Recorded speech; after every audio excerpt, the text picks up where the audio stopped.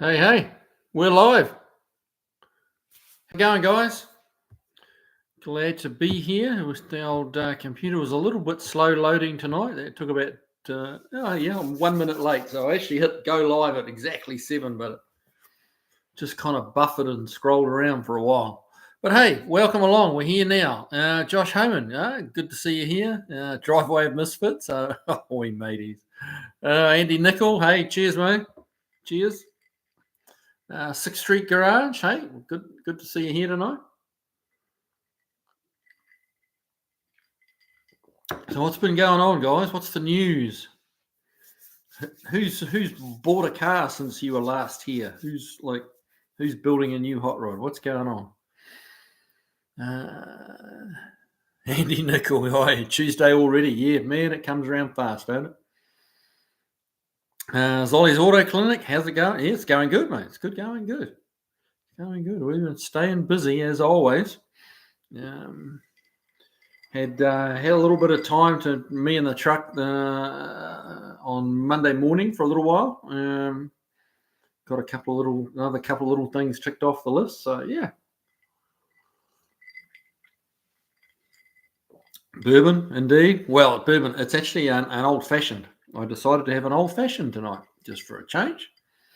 So that's Maker's Mark, a Maker's Mark old fashioned. Actually, not Maker's Mark. Sorry, Gentleman Jack's. Gentleman Jack's is what I poured tonight.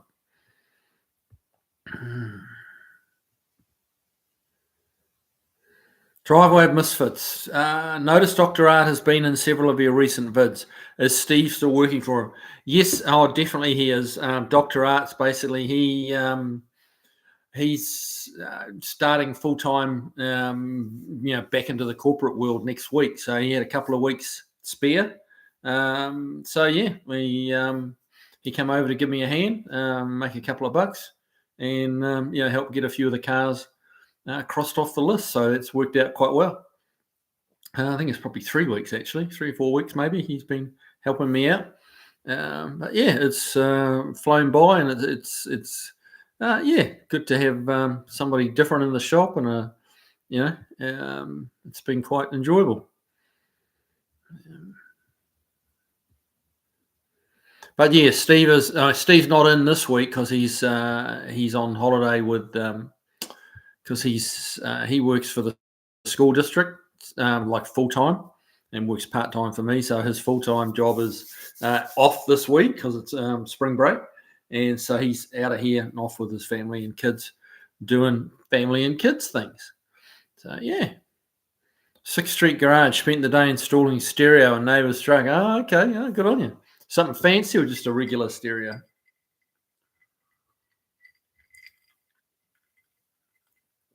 Zolly's Auto Clinic, still building the i6 S10, playing waiting game at the moment. Decided to make a poor decision and cut up an Explorer to build a 5-litre Ranger. Oh, okay. So you're going to put the Explorer mechanicals into the Ranger. They make a neat little truck, I think. The Ranger with a V8 in it. It's probably something Ford should have built. And it's so easy to put one in. Ford could have done it without too much effort or cost, really. Andy Nickel, no new car, but I'm pissed at companies who I used to be able to phone, but now I have to email, which of course never goes through. So I'm a bit frustrated tonight. Yeah, I'll bet.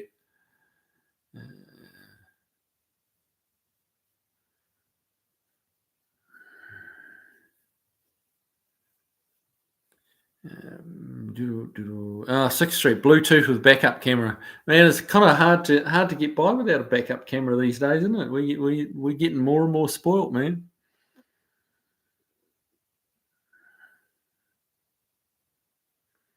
The dude planned that spring Carlisle trip. No, mate, I haven't planned it yet, but it's definitely in the. It's ticking over. But I'm not going to promise anything just yet.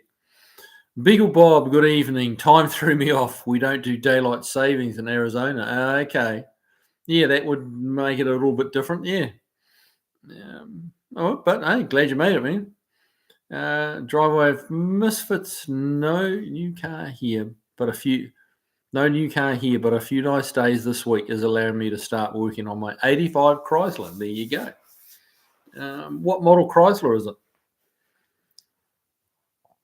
Where's this? The Lower Man's Vintage Garage Local Music Space. That's a mouthful. But yeah. Hi, Kiwi. Love your channel. Putting a 60 square bird together for the wife. Oh, nice. Yeah, those are cool old birds, the square birds. Yeah, very cool. Where do you hail from, Lower Man? With stateside, or where are you tuning in from? Andy Nickel, you made that window install look easy. Yeah, we kind of rushed that video at the end a little bit. It didn't really go into enough detail with it. As I was editing and putting it together, it's like, yeah, there's kind of a few gaps in there. Just because we were trying to get it done. And surprising how much more it drags the job out when you got to stop and figure out where you're going to put the camera and how you're going to get it to be shown. It kind of got away on me, that one, a little bit. So that wasn't my best video ever, but and it wasn't too hard to do. It was a lot easier than that previous one I did with the stainless trim in it on that other F100. That was an absolute bitch. That was with the stainless trim. At least mine was just a plain old rubber gasket, so it wasn't too bad.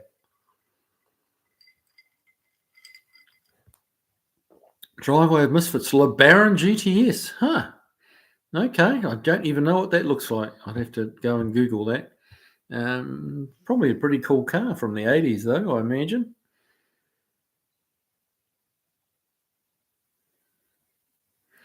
Beagle Bar. Oh, it's Ollie's clinic, auto clinic. Are you chopping the cabin into a cab and a bed for pulling parts to go into the Ranger?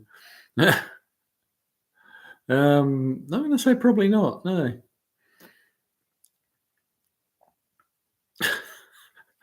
The Lower Man's Vintage. Oceanside, California, land of the Governor Gruesome. There you go. Chris Triumph. Hello, Kiwi. Bourbon time. Yep. Gentleman Jack tonight, and it is in the form of an old fashioned. So yeah, a little bit different.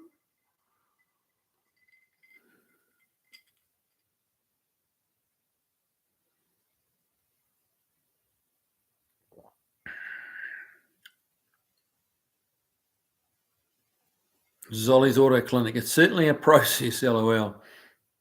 I chose to body swap instead of pulling the driveline. Okay. I've just got to cut and move 4 body mounts to make it fit. Wow, just 4 body mounts. That's pretty good. Huh, that's an interesting way of doing it, actually swapping it onto the whole Explorer chassis. Interesting. Yeah, you should be doing that on, there's quite a big group on Facebook doing those body swaps. Yeah, they do some very cool looking ones. They do some real oddball shit as well. So yeah, that'll be worth looking up and maybe posting some of your pictures on there, but it sounds like an interesting swap. Driveway of Misfits. I put all new window seals with chrome insert in my Beetle.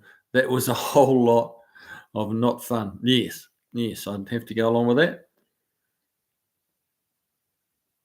Craig Nearing, hey, we're in Tennessee for an hour or so. Cheers. For an hour or so? Are you at the airport? Like you're swapping planes? Or like what brings you to Tennessee for an hour? Danny Boyd, how you doing, man? Good to have you here.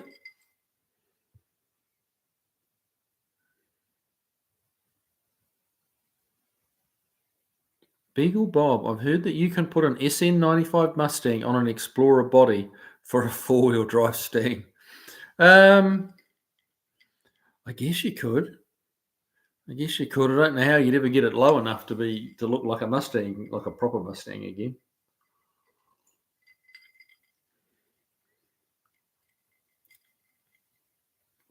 I'm surprised they haven't come out with a 4-wheel drive Mustang. Actually, that would really be, that would be pretty cool. I mean, Mopar's done it with they've got the 4-wheel drive Challengers and Chargers, or all-wheel drive is really what they call them.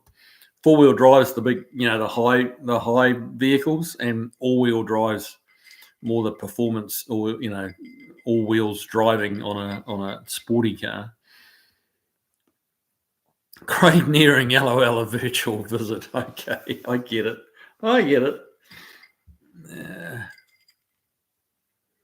Danny Boyd, Mac E should be all-wheel drive. Is it not all-wheel drive? I never really thought about it before, but it surprises me that it's not. Huh. Driveway of Misfits. The New Zealand contingent is late tonight. Wonder if daylight savings is the culprit. Actually, yeah, it could be. It could be. That could have messed a few of them up. Yeah, there's a couple of names missing, isn't there? Huh.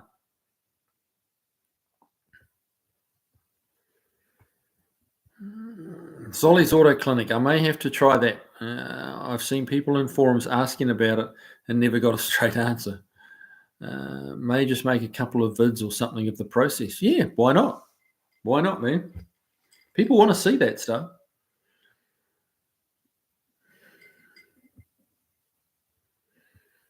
Beagle Bob, an American rally circuit could get sparked if they did something like that. Yeah, this is true. This is true.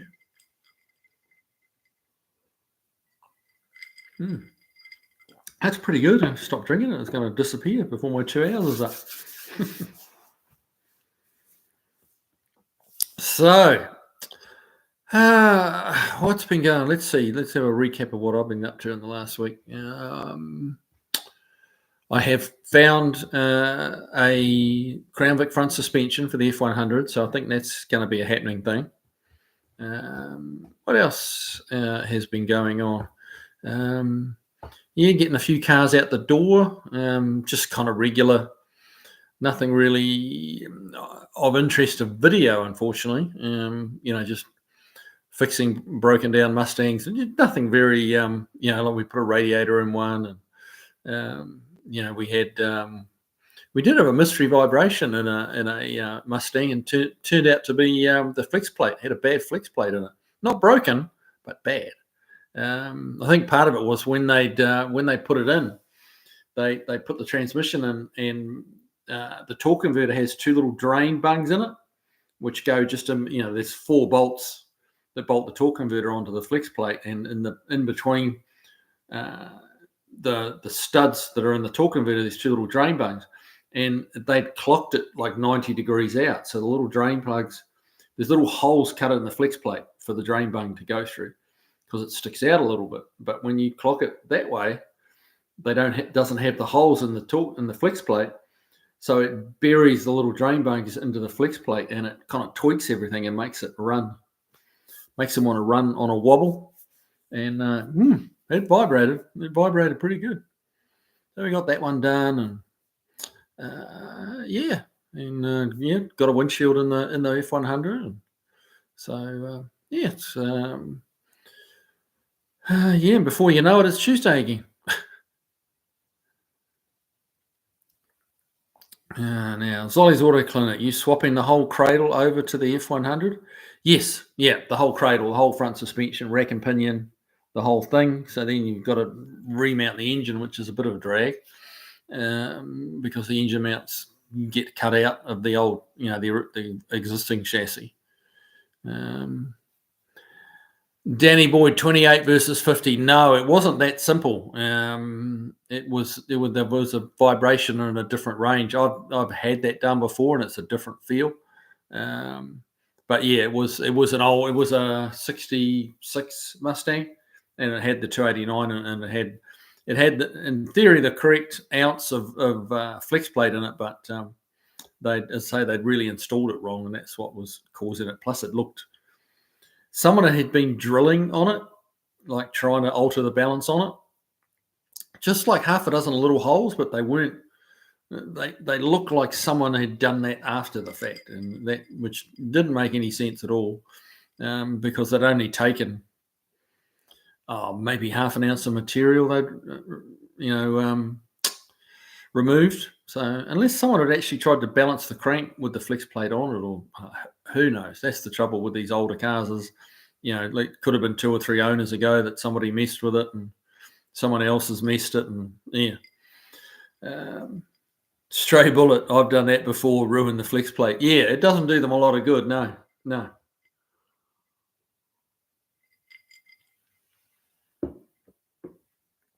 Driveway misfits. You still thinking of shortening the bed on the truck? Yeah, I am. And I'm trying to do a deal with AMD to kind of make that a little more affordable, shall we say? So yeah, it's so yeah. Watch that the space. That's I mean, it's a long way between parts arriving and having some talks about it. So, but yeah, it's looking promising. It's looking promising.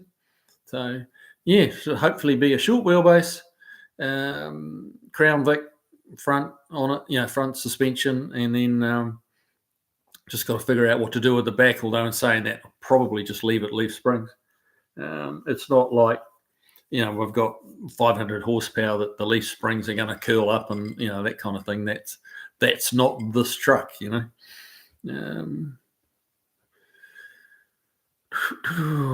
Lower Man's Vintage Garage. Really liked your episodes on the Falcons. I was lucky enough to have a 68 Falcon Sports Coupe. Okay, 289 2-barrel with bucket seats. Great car in 81. Yeah, it'd still be a great car today.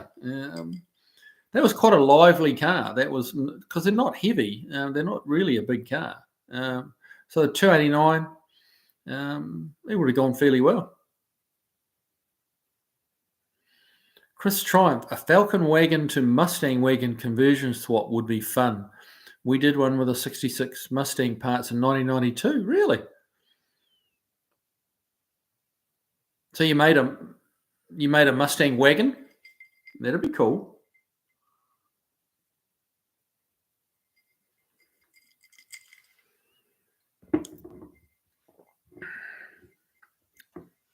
Beagle Bob, are you going to chop the bed to the short wheelbase factory spec? Well, that crossed my mind originally, but what I'm hoping to do is get a deal together with AMD to just supply me all the parts I need to actually make a brand spanking new short bed, and then weld it together and do that as a series of videos. We'll see whether that comes off or not. Don Ballard, don't shorten the bed. Yeah, it's kind of a split vote on that done. Some people, love the short wheelbase, and I have to be honest, I do quite like them in a short wheelbase. And other people want them left long beds. And some days I look at it and I think that looks pretty cool, like it is. And other days it's like that'd be so much better as a short bed. So it's not written in stone yet. So we'll just wait and see. But I've had a few people say, don't shorten it. You'll want to carry an 8-foot, an 8-foot sheet of plywood. Well, in my business, I don't carry many 8-foot sheets of plywood, because the short bed on that year is actually, they call it a 6 3/4 bed, because it's 16 inches shorter. So, and it's the 8-foot bed's slightly over 8 foot. So apparently you take that measurement minus 16 inches, and the short bed is 6 3/4 feet, which seems an odd number, but I guess that means 6'9". So that's still long enough for me to lie down in. I'm only 6, so I've got plenty of room to lay down on the back of that bed, throw a mattress in there, and I'm good to go.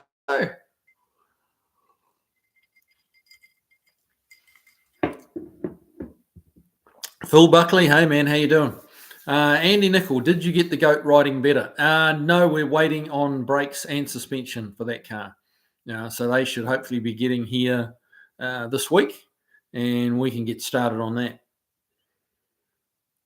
And the customer's just in the process of choosing wheels and stuff, because those tyres have got to go, man. That was the worst. You could actually just throw a set of tyres on that car, and it would be very, very drivable. But he wants a more than that, so which is cool, and I can't say I disagree with him. It's very nice having big, efficient brakes, and that modern day handling that Detroit Speed have come up with with their suspension kits. They really do handle nice, and that kind of makes them a lot of fun. Stray Bullet. I had the engine balance with the flex plate. It all worked out in the end, though. Okay. Well, I mean, balancing the flex plate with the engine is actually a good thing. I mean, in theory, you almost need to balance the torque converter as well, because that's hard bolted onto the rotating assembly. And I don't know whether they do that. I'm kind of used to them.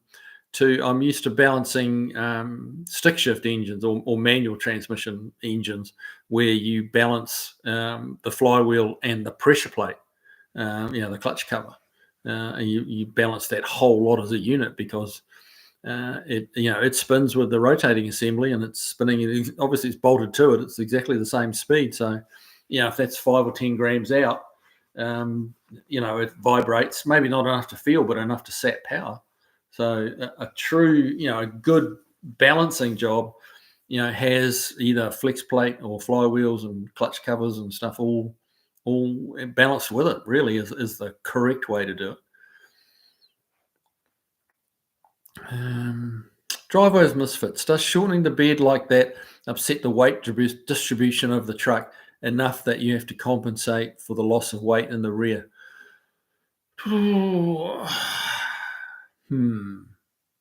It's a fair question. You're losing. What are you going to lose? How much weight would you lose? Really, not that much. It's 16 inches in a place where there's not a lot going on. So you're probably only going to take, I'm going to say 60, 80 pounds out of the truck. Out of a truck that weighs, gosh, what does one of those things weigh? It must be 3,500 pounds, isn't it? I don't know that much weight would significantly affect it. They might be a little more taily, like particularly in the wet weather. But I mean, if anything, you're effectively putting the engine and transmission closer to the rear axle by 16 inches. So your weight distribution front to back quite possibly improves. I haven't really thought about it in that respect. But yeah, your weight distribution may actually improve with the shorter wheelbase. When you think about it, it does put the motor and gearbox closer to the rear axle. So I don't know. It's an interesting one.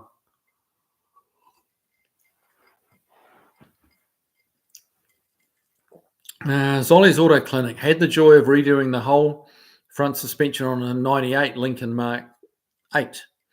Very odd car. We love to have had the 4V46 out of it. Oh, really? That had the 4-valve per cylinder one. No, that was a good little engine. That's very much the predecessor to the Coyote.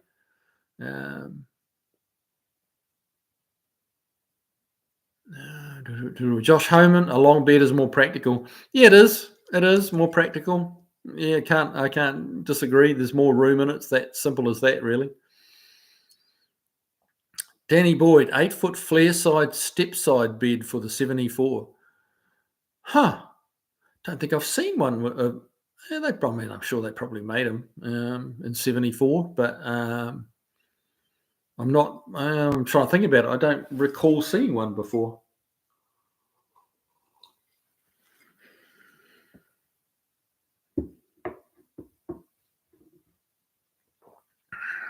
Stray Bullet, you can still carry the plywood in a shortbread. Yeah, exactly. I mean, if you want to put an 8-foot sheet in it, you drop the tailgate and let it rest on the tailgate. It's really, that gives you, nearly 2 foot longer straight away. So obviously you got to tie it in, tie it down so it doesn't slide out the back. That's probably the only negative, really. But yeah. Cross Triumph Kiwi, if you shorten the wheelbase by too much, it plays with the Ackerman, and you will get front tire scrub like short box trucks. Interesting. I hadn't actually thought about the Ackerman angle. Huh.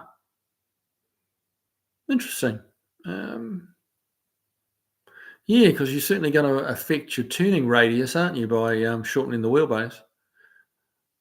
That's a very good point. Did the short beds? So you saying that you will get front tire scrub like the short box trucks? So the short box trucks had an issue from the factory with that Ackerman angle and scrub radius? Interesting. Danny Boyd, I'm doing surgery on a mouse right now. On a mouse? What are you talking about, Danny Boyd? Don't care too. No, I like the long bed with the rear wheel drive. Just saying. Fair enough. I mean, you're not wrong. You're absolutely not wrong. It's all personal preference, And if the steel doesn't come off with AMD, then I probably just drive it. It's not like I can't stand the long wheelbase. It's not that at all. But I have had a couple of short wheelbase trucks through the shop, and they appeal. I'll be honest.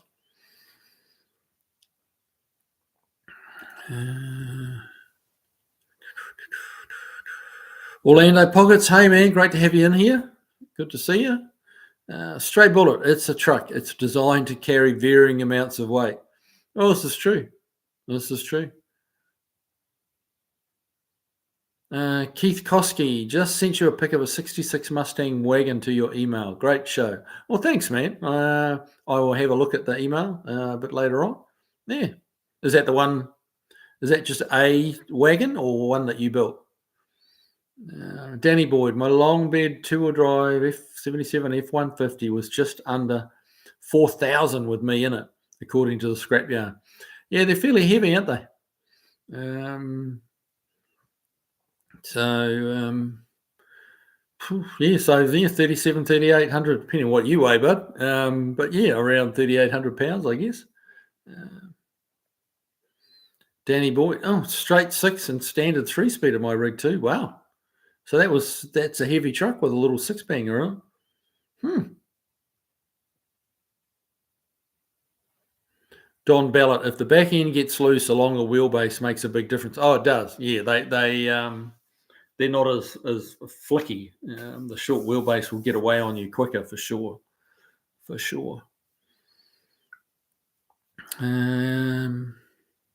Andy Nicolai jump out in front of my Sebring. Now there's a slight wobble in the front end. Oops.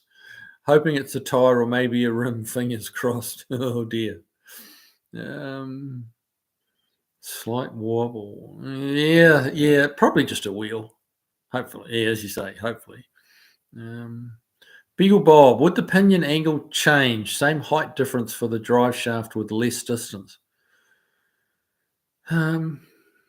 Yeah. I mean, you're absolutely right. It could well end up on a slightly, it's going to be, a slightly steeper angle. Good point. But I may be dropping the back down a little bit anyway, which would kind of counteract that because when you put the Crown Vic front end in, it drops the front down. So I'll probably, take an inch or two out of the back as well, which probably put us back to where it was originally. And I've actually got to figure out whether you stick, when you shorten them up, do they still have a 2-piece drive shaft on the short wheelbase trucks, or because I know my one's got a 2-piece drive shaft. And looking at how long it is, I don't know that 16 inches out of it would make it short enough to run a 1-piece. So I suspect they're a 2-piece on the short wheelbase as well.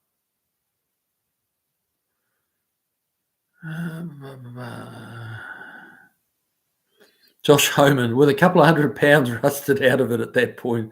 Yeah. Well, yeah, rust does make him a bit lighter. That's the truth. Danny Boyd, government bought most of those long flare sides, military highway departments. Oh, okay. Interesting. 6th Street Garage. Kiwi, have you ever met Stacey David from the show's trucks? Yes, I have. Yep. I've met him. He was kind enough to loan me we were mocking up a Boss, one of those John Cossey Boss engines, and he actually loaned me a pair of. We had a 460 block, and he loaned me a pair of those Cossey Boss heads, so that we could mock up an engine install into a Fairlane we were doing quite a few years back. But yeah, great guy, very talkative, which kind of comes across on a show if you watch a show. But yeah, just all around a nice guy. I've run into him a couple of times at SEMA. And great guy. Stray Bullet, all twin I-beam trucks scrub during sharp turns. Yeah, I could believe that. The geometry on those twin I-beams is, what should we say? The you can't really hurt them, but they're not they're not built for handling or precise turning and stuff like that. They're a truck, and they're meant to pull load. They're meant to be a workhorse, and the scrubbing on the tires on full lock is kind of neither here nor there in the design requirements. 0% liberal. So you people think a short bed is bad? LOL. Why would the big three make them for so long? No, I don't know that people are saying they're bad, but it's just personal preference. Um, I guess you could sound a little bit like they thought they were bad because they can be a little bit more tail happy in the wet and stuff like that. But I mean, all sorts of cars have all sorts of shortcomings in certain conditions, So, no, they were never bad trucks, the short wheelbase.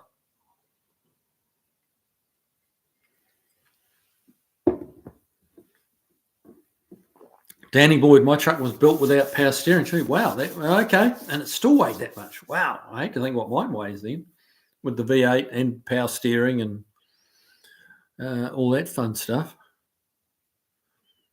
Dan's garage, long beds are parts trucks. Okay, so Dan's obviously a short bed man. That's okay. That's good. I'm pretty sure I am too. So it's all good, man.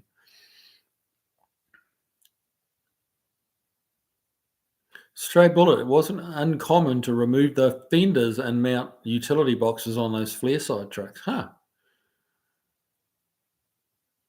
Danny Boyd, short beds were parts trucks for working long beds. Here we go. Craig Nearing, hey all, give the chat a thumbs up. Yeah, do give us some likes, guys, because it does help. YouTube, take note whenever you guys are liking and sharing and commenting. So yeah, every little thing that you do helps, which is all good. Need to get some viewership going. Can help YouTube can help pay for that truck of mine. Hopefully them and AMD. We'll see. What do we got? Stray bullet. If I ever purchase another new truck, it will probably be a short bed. I can't really justify owning a heavy duty truck anymore. Definitely not a new one. No, they're high, aren't they? Expensive. Wow. Yeah, it's those big heavy duty trucks. That's not hard at all to spend 80 to 90 grand at all and more.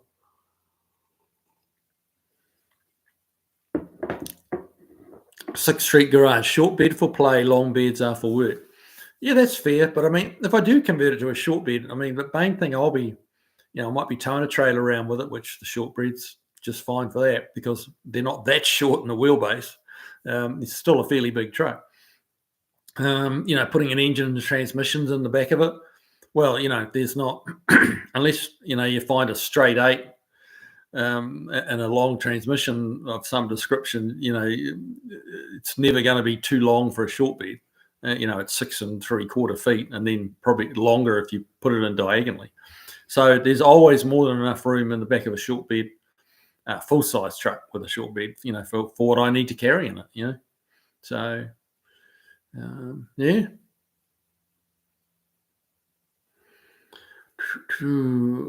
Short bed for Beagle Bob, are you going to do drops, shackles, or does it have blocks under the spring? No, at the moment it's the one with the springs are actually on top of the axle. So apparently you can reverse that around and put the axle above the springs, but that gives you about a 4 to 5 inch drop, and I don't think I want to go that much. So yeah, either the dropped shackles. Or I was having a look at it the other day, and just having a quick look where you'd cut the chassis if I do end up shortening it. And it would be very easy to move the front of the leaf spring mounts, the mounts at the front. Just move them up a couple of inches would be very easy to do. So, but that was just a cursory glance, So yeah, we'll look a little closer into that as when the need arises. Chris Triumph, more bourbon. There you go. Danny Boyd, Kingpin Life. Yeah, well, that's another reason for getting rid of that twin I-beam is those Kingpins. They're yeah.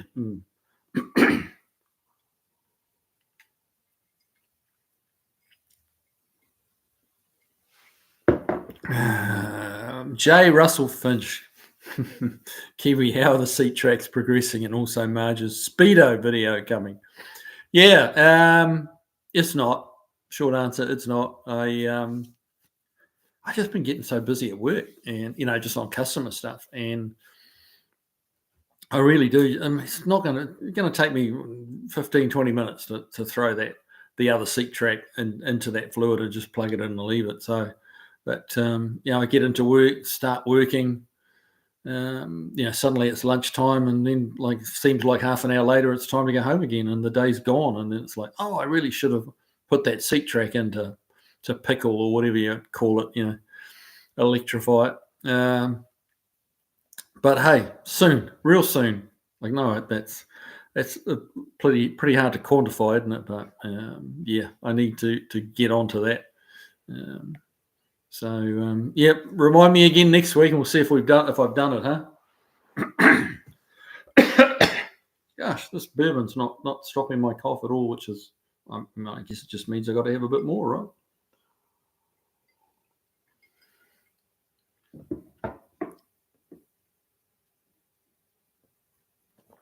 Stray Bullet, the first generation Ford Lightning F-150 would outhandle a Corvette of the same era. Really?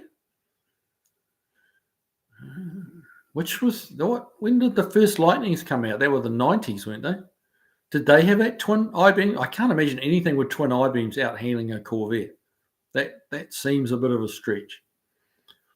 Not that I've driven either one of the Lightning or the Corvette, so I guess it'd be fair to say, how would I know? But it's just the height off the ground of an F-150 would kind of lead me to think it's not going to handle as well as a car that's 12 inches lower.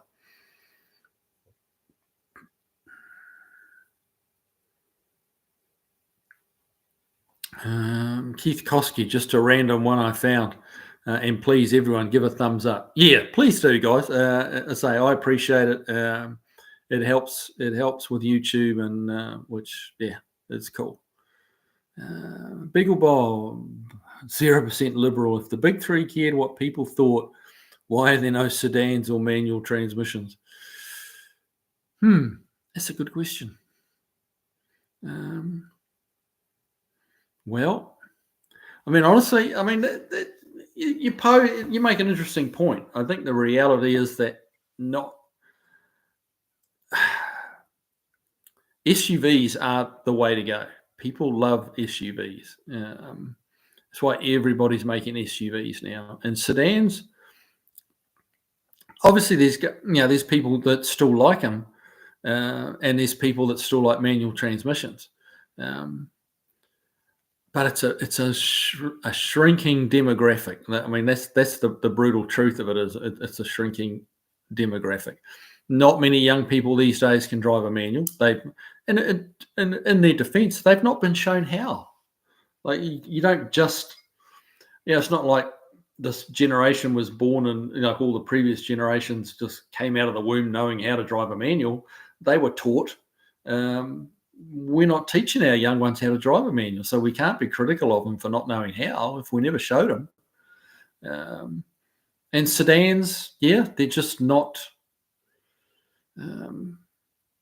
People want like the SUV, and one of the key reasons from what I've read and seen about that transition that the auto industry has made from sedans and to SUVs is people like the height.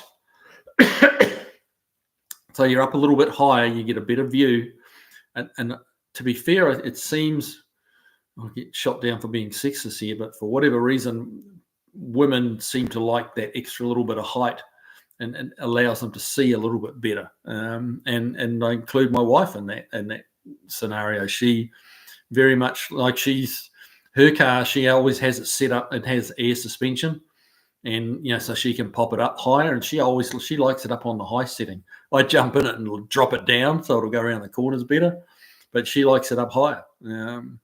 A lot of people like that height, and then there's just that little bit more room and use and functionality in the SUV. There's more room for people in it because you sit up taller, you don't stretch out as far. Really, they're just not a bad idea, and the public has spoken, and that's what they want. I think the big three do care, and that's why they've done what they've done. But something's got to give. You can't make all these different models, and then you make a sedan and they sell 15,000 of them. Well, they can't make money at that. They lose a lot of money at that, not as opposed to making it. So they have to go. The manual transmission too is a very American thing. The automatic transmission is. Like you go to Europe, many more manual transmission cars over there, many more, and most people. And I use that term loosely. Most, I haven't,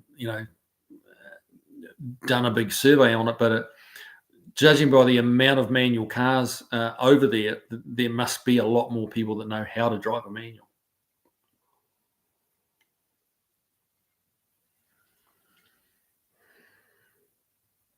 Where are we up to? Rap Daddy. Parking lot rest. Okay. New trucks are crazy high price. Yeah, they are. They're crazy. Blue Hill Cemetery, Kiwi, going to South Carolina to beat on some BMWs. Greenville at their test track on Thursday. If I do something crazy, I'll name it after you. There you go. Sounds like a plan.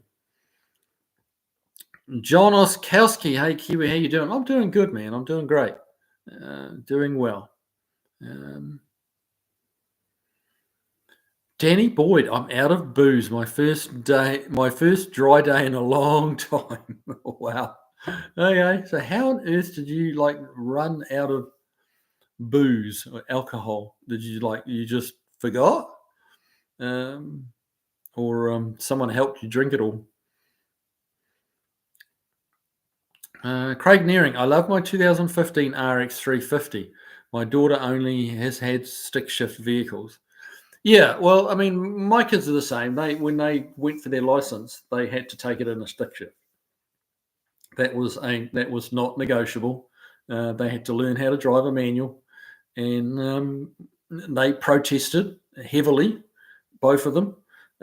But now they love it. They wouldn't have it any other way. They don't want an automatic car. They actually love their manual.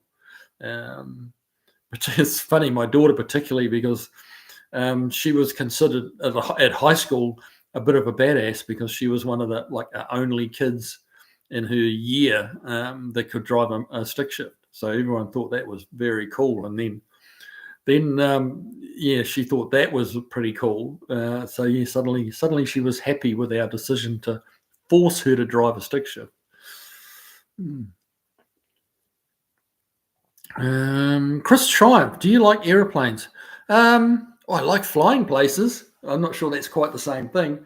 Yeah, I can appreciate planes. I'm not like an airplane nut by any means, but some of the funky fighters and stuff like that are quite amazing. So yeah, I have an appreciation for planes, but I'm not a plane aficionado, whatever you want to call it.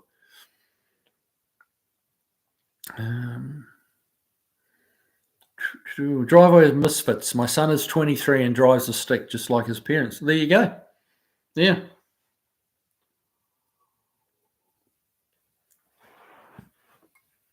My kids just drive little Fords. One's got a Fiesta and one's got a Focus. So one of the things they really like about them is, they get 40 miles to the gallon, which when you're young and a student, and daddy's not paying for the gas, which he didn't, getting 40 miles to the gallon is a real plus. Um, I know I've had customers come in and someone just recently bought. It was an F100 truck with the 360 in it for their kid to drive. And they were kind of, it's big and tough and it's safe. And it's like, "Oh, okay."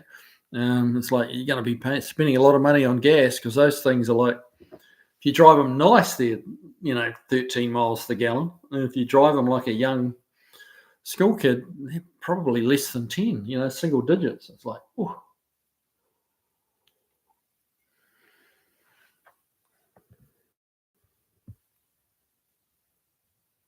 Now, Beagle Bob, the Japanese cars are very popular in the American markets for sedans. Yeah, that's true. Little Camrys and Corollas and stuff like that. Yeah. SUVs are plenty practical, but folks buy what is available. I'm just disappointed to see 4 different models of the same SUV. Yeah. Fair comment, fair point. You make a good point.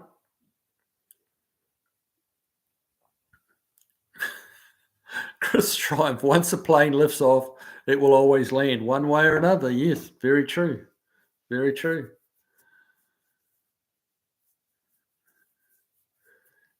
Stray Bullet, it's true. 93 to 95, I believe. They were twin I-beams with F250 sway bars. The Lightning came with sticky tyres, good shocks, and I believe they were slightly lowered I-beam. Interesting. I mean, they're fiercely popular trucks. There's a real cult following for those Lightnings. So I've never driven one. So I really don't know what I'm missing,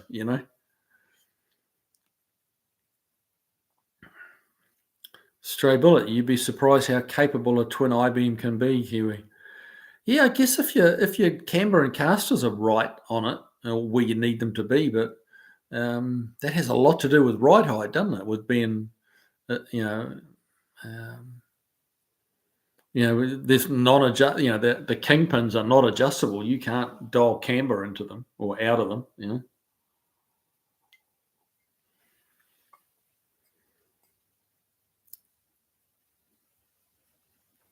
James Martin, cheers, Kiwi. Love Tuesday live. I raise a glass of Crown to you, mate. Well, cheers, mate. Cheers. Right back at you with Gentleman Jack. Dave Bowen, what would you charge me to do a car inspection on a car at a local car lot by you? Generally, a couple of $100, really, as long as it's not too far away. It's sometimes you spend as much time driving there and back as you do actually looking at the car. But yeah, if they can get it to me, that's better because I can put it on the rack and I can get a better look. Not that many car yards. Well, it depends on the size of the car yard, but a lot of them don't have lifts. And you can definitely see a lot more on a lift. But yeah, I would definitely. What sort of car is it, Dave? What are you looking at buying? Because it was too late model. I'm not your guy because I don't know late model stuff that well. But if it's an older one, then yeah, absolutely. Oh, how far is Maple Motors from you? They're Hendersonville way, so that's a solid hour away from me. So yeah, it would need to be a bit more. Yeah, to be a little bit more than 200, but I'm afraid. Now, I have seen some not so good cars from Maple Motors. Now, obviously, I haven't seen all their cars, but I have seen a few of them that are not very good. It is a consignment thing, and it's very much a buyer beware. So keep that in mind before you throw money down. Get someone, me or somebody that you trust, to have a decent look at it. I defend the consignment yards to a point because they don't always know what's been done to the cars they're trying to sell you. Some will argue that they should know and that sort of thing, but the reality is they don't always know. Maybe they're pleading ignorance when they're not. That's another argument. really. But and there are people out there that will go to great lengths to fool people about the condition of the car and put a lot of work into making them look pretty when they're really not. And if you don't, your average car salesman is going to miss stuff that I would pick up on. I'd like to think I'd pick up on, or other hot rod guys that are working on and building these cars all the time. These guys at these places are car salesmen. They're not mechanics. They're not technicians. They're salesmen. So sometimes they just don't quite know how bad it is. But please do get it checked out. I'll help you out if I can. Just email me and see what we can work out.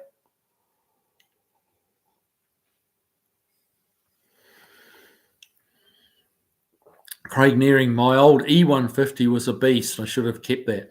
The E150, that's the vans, isn't it? The E's were the vans and the F's were the trucks. Is that right? Dave Bowen, something from the 60s or early 70s. Yeah. You're going to need someone who knows that era, and a lot of people don't anymore. Just because that's a while ago, man. 60s is 65, is 60 odd years ago. 70s is 50 odd years ago. So, when you're talking about a car that's 60 years old, that's 60. That's about retirement age. So it's pretty old.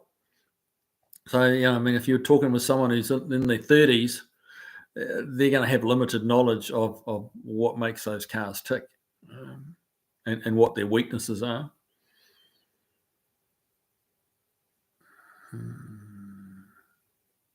Stray Bullet, you can sort of adjust both the car set and the camber on the twin I-beam. Not 100% accurately, but you can get close. Good luck getting an alignment technician who knows how and has the desire to do it. Yeah, well, I think the last part of your comment is really the key there, that last sentence. And that's kind of the world we live in. That's, like you see a lot of alignment places are charging $69.95 or $79.95. Well, that doesn't give you a lot of time.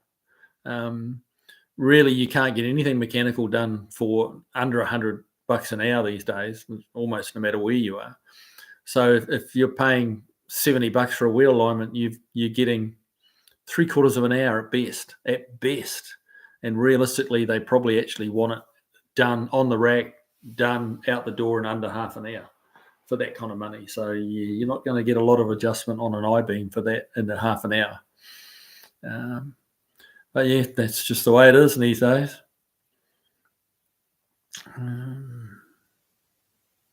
Stray Bullet, that's how it's done, Chris. Chris Triumph. We used to mill kingpin eccentrics in the twin I-beams for camber settings. Oh, okay. Huh. That's how it's done. You can purchase different eccentric bushings. I wasn't aware of that. That's kind of cool. Dude, how much would you charge to check me out, Kiwi? Good to have you here, dude. Yeah. Well, I mean, as you're kind of on the staff, it would be a special rate.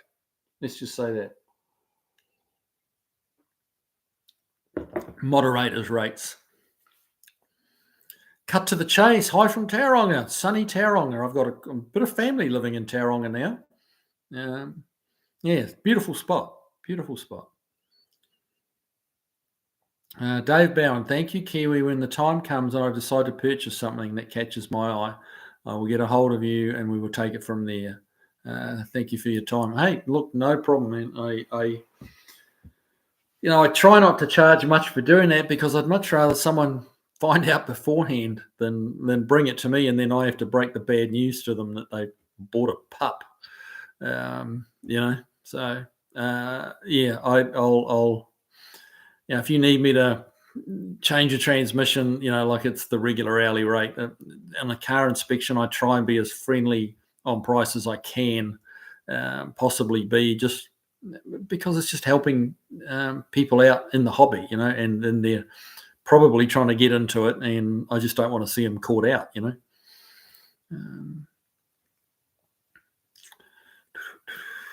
Craig Nearing, I'm retired official, an old man.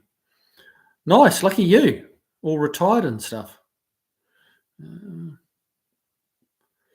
Driveway of Misfits. So what's Kev the Kiwi up to this evening? Man, I forgot him again. I was late to leaving the shop tonight, and so I just rushed out the door. I was waiting for a customer dropping the car off, and they were late, and so it was rush out the door. I should have brought him along and stuck him on the couch behind me, but I didn't. So he's sleeping in the workshop tonight, I'm afraid. Cut to the chase. Most alignment places just get it in the green. And more these days, the alignment is simply the toe in and toe out. A lot of shops are like that. That's all they adjust is toe in and toe out. They won't mess with the rest of it.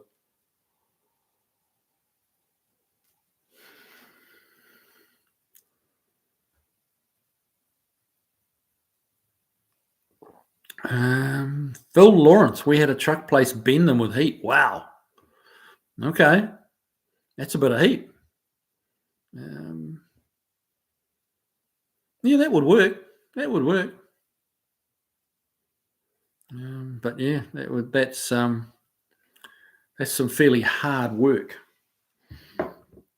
Don Ballot, 360 forward, 9 miles to the gallon, no matter what you do. Yeah. That wasn't. I mean, FE engine was a so-so engine anyway. Certainly was not a gas miser, and then the 360 was not a very good version of the FE, which was an average motor anyway.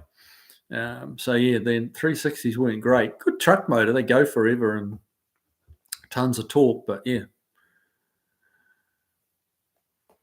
Alan Shildroff, how are the tax returns coming this year for a small shop? Mate, I don't know. It's the stuff's at my accountant's now, so I don't know. I don't know whether we're going to have much of a change this year or not. I don't know. Don't know. I mean, Trump's not had time to really do much yet in that regard, but next year might be different.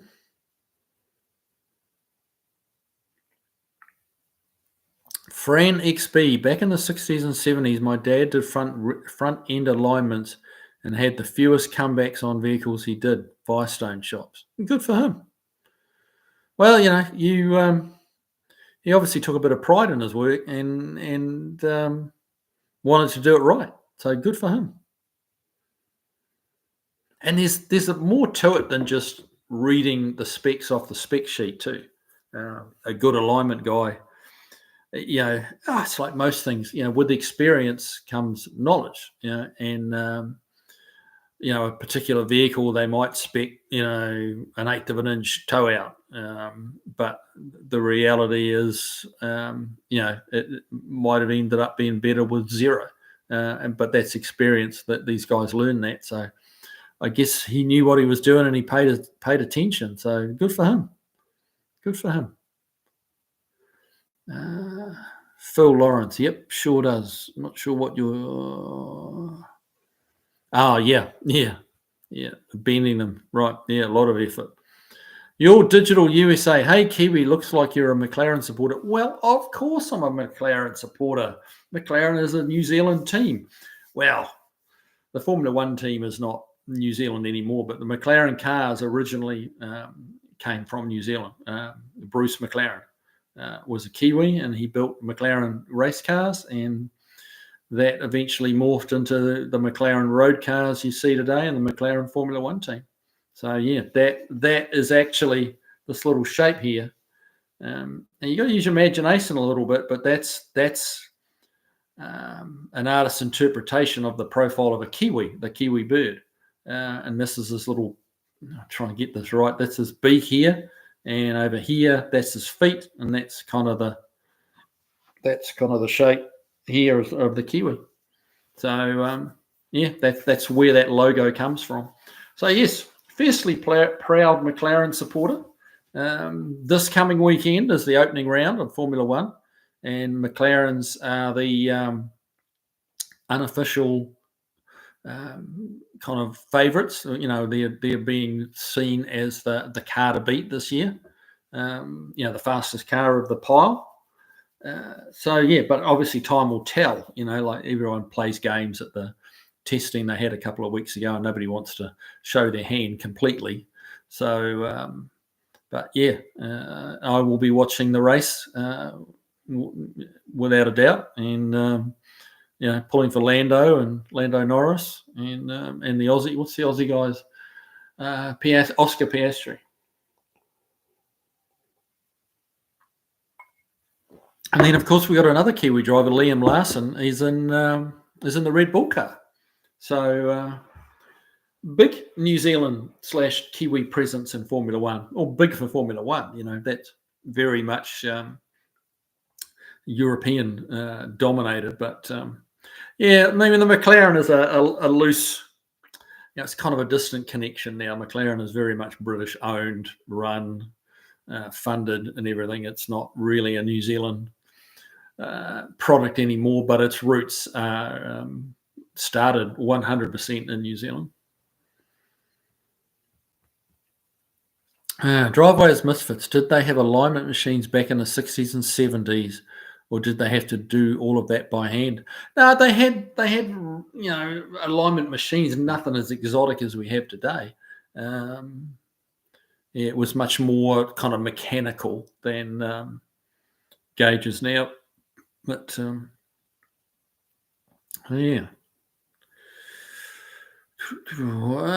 your Digital USA question: if I wanted to get a 65 plus original Stang, where would I start? Right.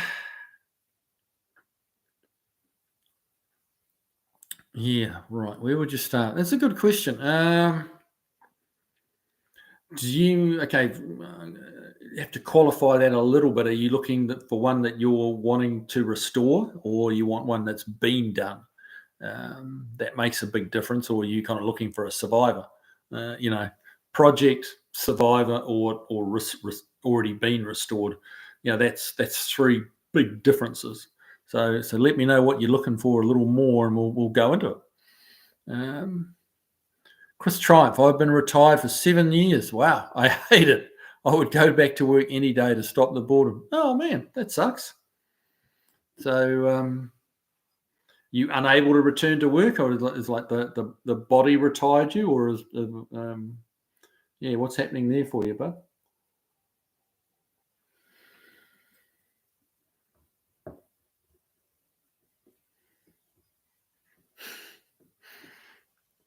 Blue Hills Cemetery, I will never forgive the toe cutters for destroying the 59 Chevy and Mad Max. Yeah, they didn't. I mean, they're movie makers. They don't care about cars. A lot of nice cars have been destroyed making movies. I mean, they destroyed a whole bunch of 58 Plymouths making Christine, a whole lot of General Lees making the Dukes of Hazzard.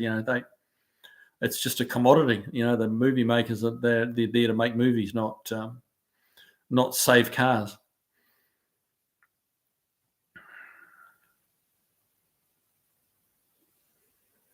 Craig Nearing, I never knew that about McLaren's roots. Yeah. Look, Google Bruce McLaren. He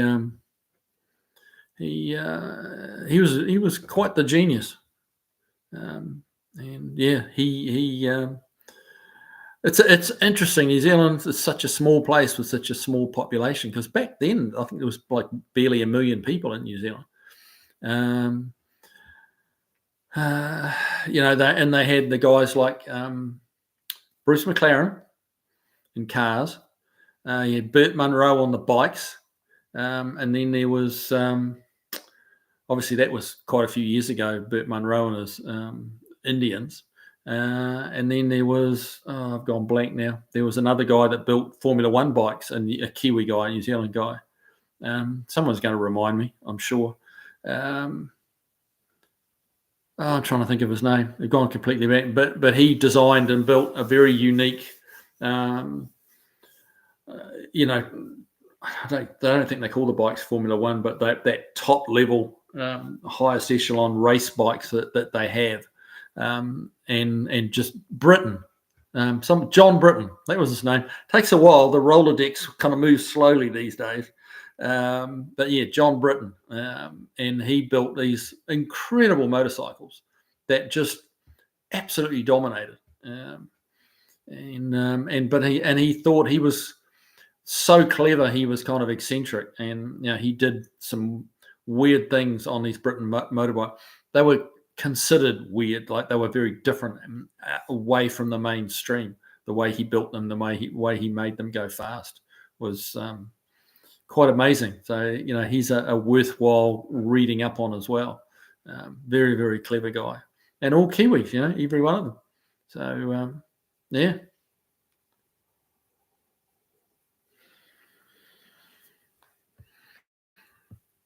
Stray Bullet. The only thing that has changed between alignment machines in the 60s and 70s is they have computers to tell the alignment specs of each vehicle. The process isn't automatic. No, it's not automatic. No. But it's just easier to read and stuff like that. It's all digital displays, and they program in what the car's meant to. Well, the computer has the information of what the car's meant to be, and basically you don't even have to. In your head, you don't have to go, okay, well, I want half a degree camber or 3 degrees caster. You plug in the car and then you move it around. You move the suspension around until the green light comes on, and you're good to go. So they've taken a lot of the thinking out of it. Yeah, but that applies to a lot of things these days. It's not just wheel alignment machine.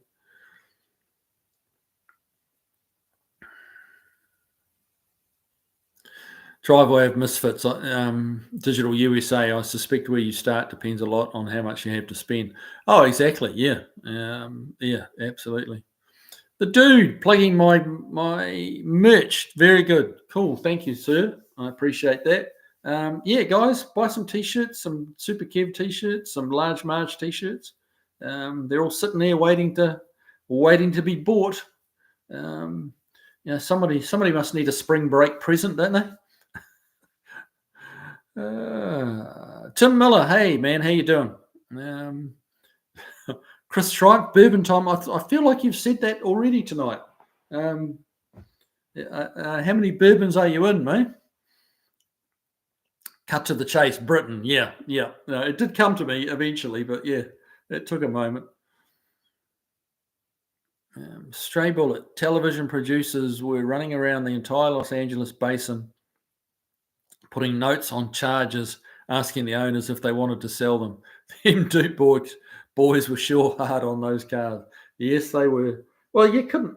One thing you can't do to a Dodge Charger is jump it. But they don't jump. They're not strong enough to jump. So yeah, it even a fairly small jump, tore them up, bent things. So yeah, those big jumps that they did, that was the end of those cars, man.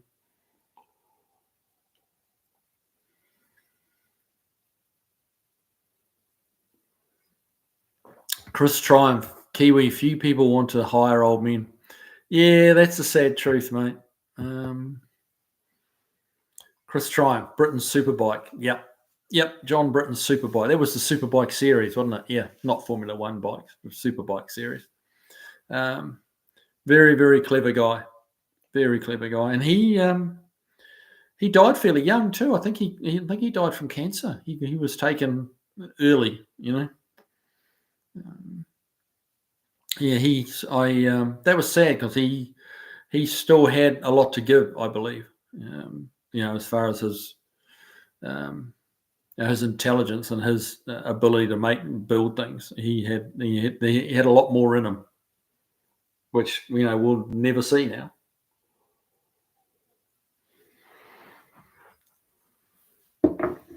Alrighty, well. How are we doing? We got almost as many likes as we got people in the room, so that's good. That's good, but yeah, don't be shy. Hit that like button.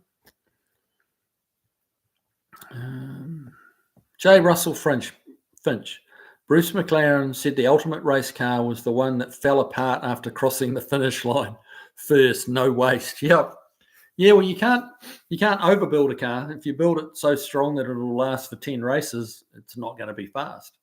So yeah, there was a logic to that. There was definitely a logic to that.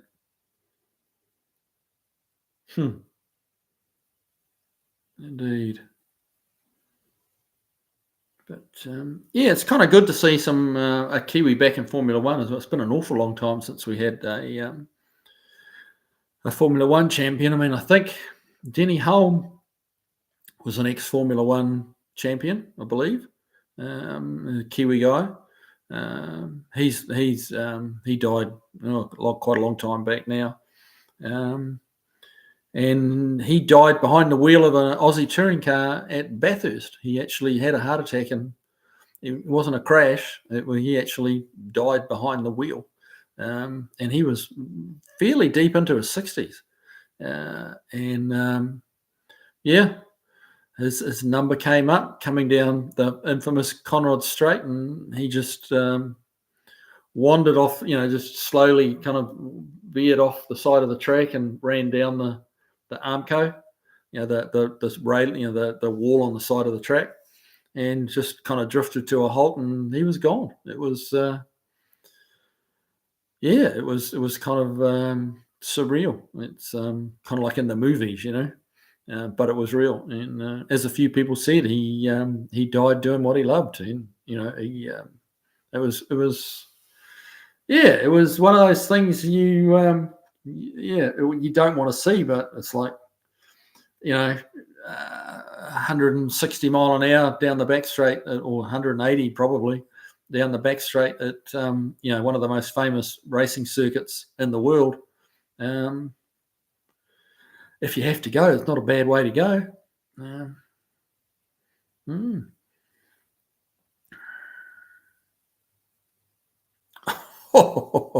Stray bullet. That explains some of McLaren's reliability problems, I guess.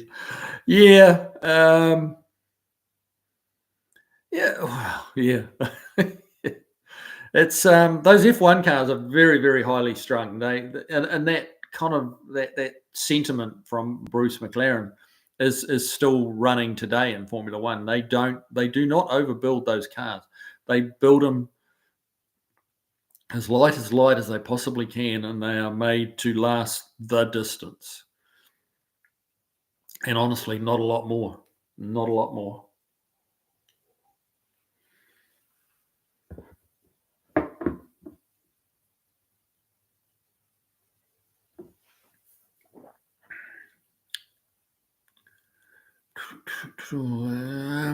Fran XB died 5th September 95, age 45. Wow. You're talking about Denny Hulme there. Wow, I could have sworn he was older than 45. That's really surprising to me. If that's who you're talking about, if that's Denny Hulme that died at 45, I'm really surprised by that.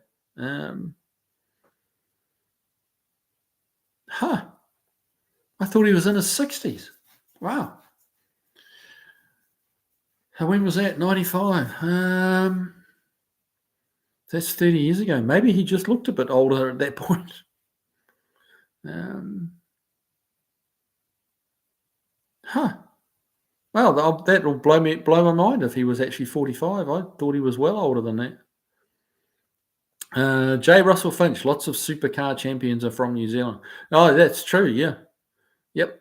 We have produced a lot of tin tops, we call them, cars with roofs or sedans, or we produced a lot of those champions, not so much in the open wheeler. Obviously, there's Scott Dixon. He's dominated Indy cars for a long time. So and there's a couple of other Kiwis in Indy cars, and obviously we've got a Kiwi driver in Formula One now. So yeah.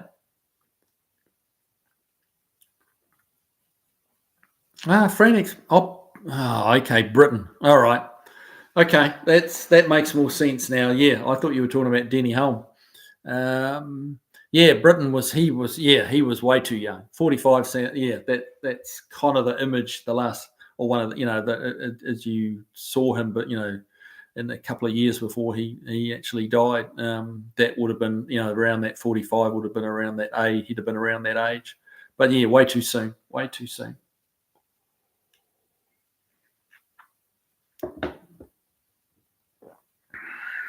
So who's going to do the homework on Denny Hulme now? See if I was right on that one.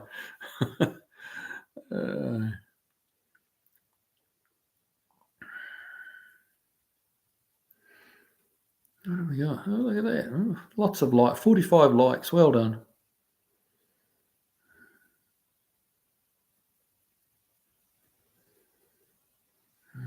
Mm-hmm. Just check that. All right, guys. What else is going on? The comments have stopped.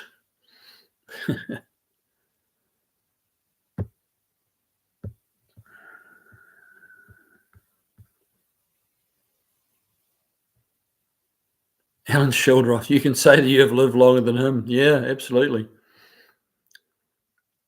Fran XB, Dennis Clive Hulme, 18th of June 1936, 4th to 4th of October 92. So what does that make him? 90.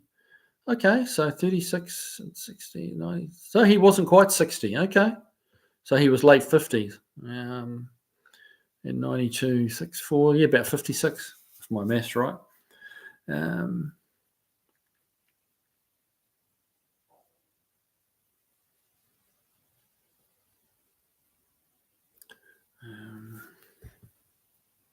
Craig Nearing. Oh no, what did we get? What are you going? Oh no, about Craig Nearing.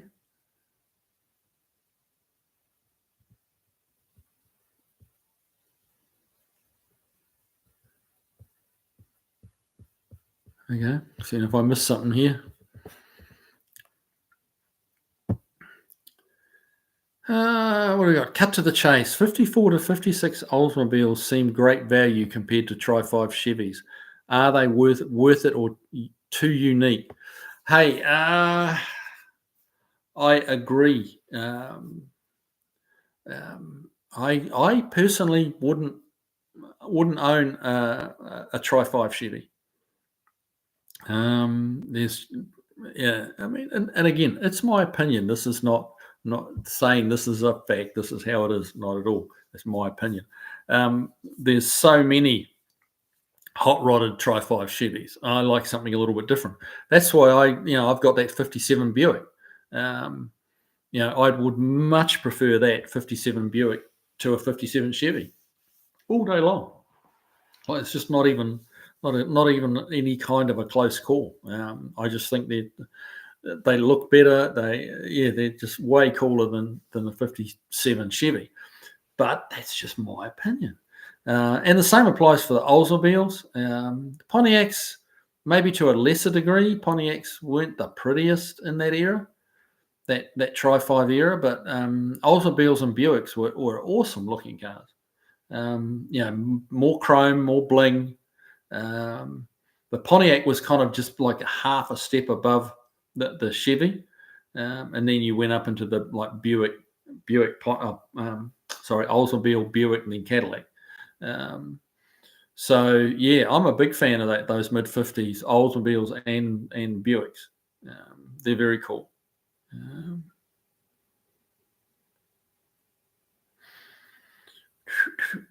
Driveway of Misfits. Our Kiwi regulars still aren't here. Did the South Island sink into the sea or something? That's a good question. No, I'm not sure what the time is over there now. Whether they've hit daylight savings in the opposite direction. I'm not sure what the difference is at the moment, the hours. But no, we are missing our Kiwi boys. Barry Cooter's not here. There's a few of the others. Yeah, I don't know where they've gone. Michael Sana, hello from just down the road. Carter's Creek, 840. Okay. Yep. That is just down the road. Good to have you here, bud.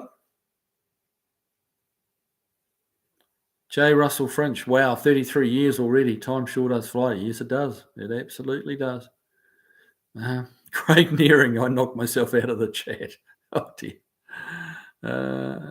Cut to the chase. 14:20, so 2:20 in the afternoon.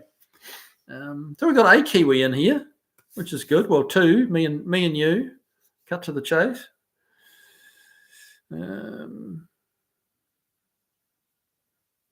Holder's Garage. I caught your video on the GTO. Have you done any research on the engine? No, not a bit. I know he wants to get a bit more power out of it, and so we haven't really gotten to how we're going to achieve that for him. When an easy but expensive way would be to put a nice set of aluminum heads on it. That would wake it up. Not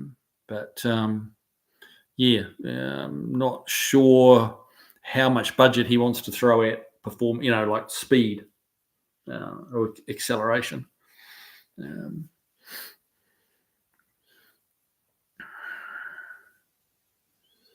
Driveway of Misfits. Tavo's not here either. Did we lose the Southern Hemisphere?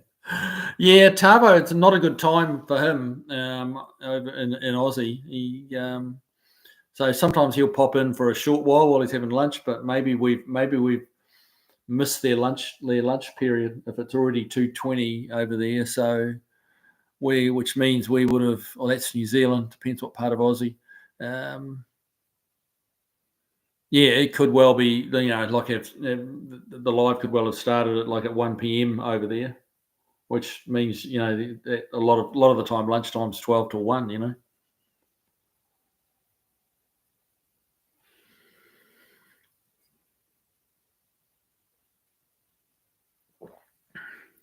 Michael Sana, sad. There's a 68 GTX across the street that sits lower and lower every year. That is really sad, isn't it?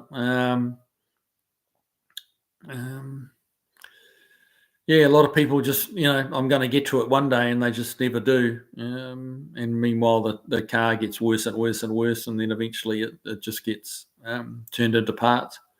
That's happened to a lot of cars that could have been saved, and they just sat there waiting too long. Stray Bullet, I didn't even notice that we're on daylight savings time now. Shit. Chris Triumph, I believe Mr. Britton advanced the Hossack front suspension and the carbon monocoque stress frame, plus a fantastic engine. Yeah, it was a very unusual front suspension, and I didn't realise it was called a Hossack front suspension, but that's I'm sure you're right about that. And he was heavily into carbon fibre, and built his own engines from scratch, and they made some horsepower. Like strong engines. J. Russell Finch, West Australia is 923. Oh wow. Okay.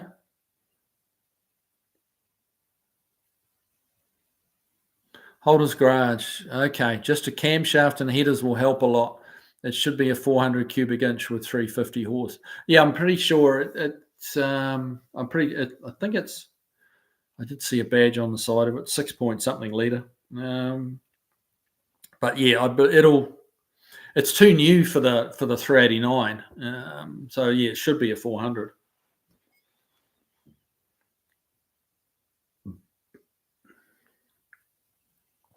Sixth Street Garage. Do you all do daylight savings time down under? Yeah. Australia and New Zealand are not necessarily at exactly the same time, but both countries do have daylight saving. Yeah.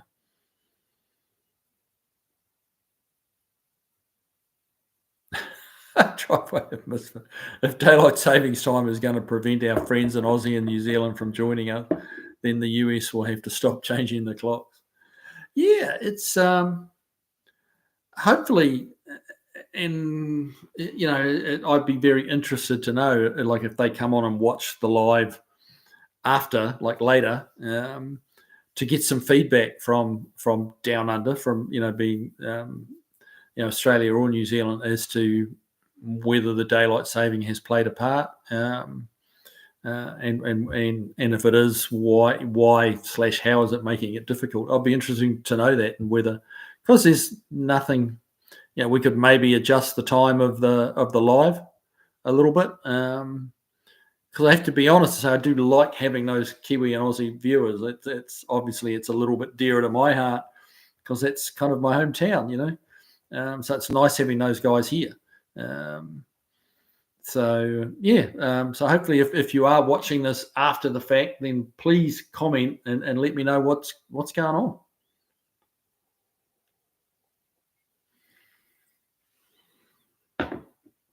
Getting down to the cherries in here.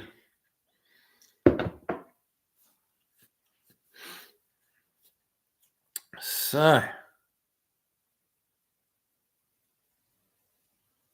J. Russell Finch, Melbourne does daylight savings, but Queensland doesn't. Yeah, well, Melbourne's South Australia.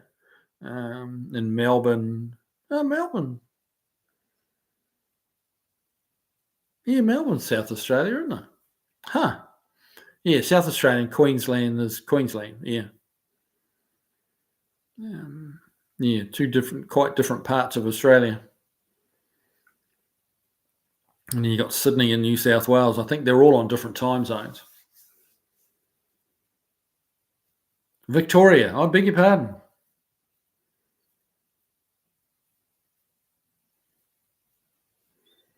Yeah, what is there, 5 or 6 states in Aussie? You've got Victoria, South Australia, Queensland, West Australia. I forget.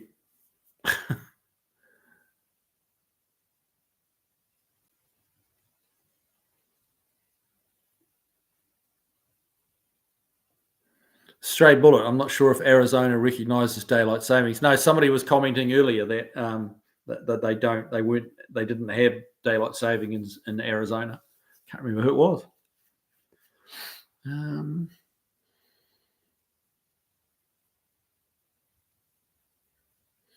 J. Russell Finch, but Queensland is in direct line with Queensland. I'm guessing you meant to say Melbourne. Yeah, some places, just ignore it and don't buy into the daylight savings.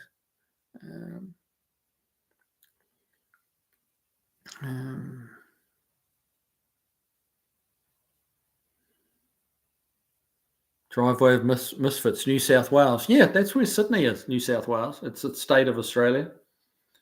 Northern Territory, that's what I'm thinking of. Tasmania. Tasmania's not a state, it's an island, isn't it? I don't think Tasmania is a state, mate.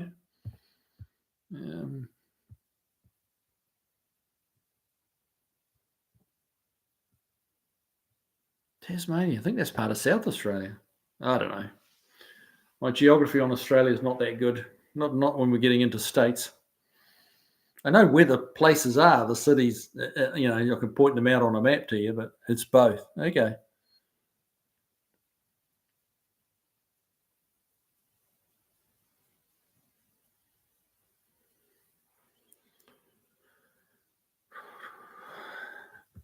Driveway of Misfits. Asking Americans geography questions is like asking a dog to solve calculus equations. Oh, that's a bit harsh. Fran XB. Well, of course, Fran XB would be Australian with XB in the name. One of the best Falcons they ever built. I'll give you that. Tasmania is an island state of Australia. It is located 240 kilometres to the south of the Australian mainland. Yeah. So what's that? The 5th or 6th state then?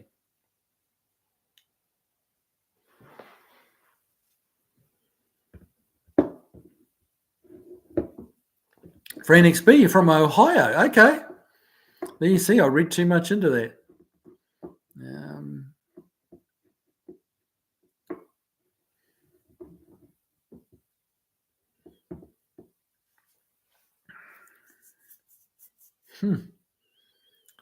Yeah, there's a lot about so many countries to be learned if you're so inclined. Fran XP, Google Maps, and Wikipedia. Yeah, you can look very smart pretty quickly, can't you? If you're good on a computer or a cell phone. So you could have just said you just knew that off the top of your head because you paid attention in geography. We wouldn't have known, mate.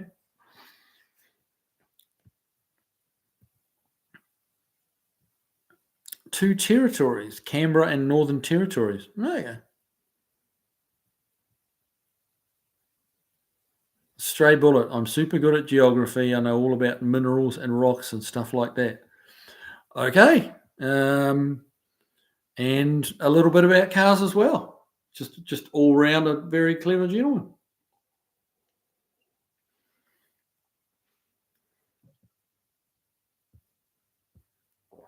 Driveway of Misfits.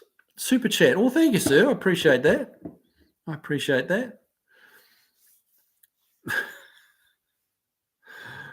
Chris Tribe, do you stir your drinks clockwise or counterclockwise?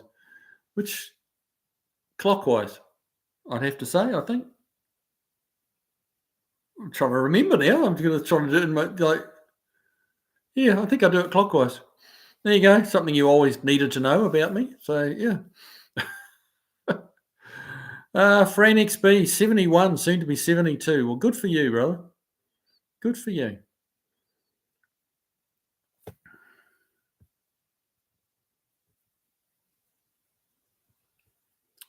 Craig Nearing, are there a lot of early GM compacts in your state, Kiwi? Buick, Skylark, Olds, F85?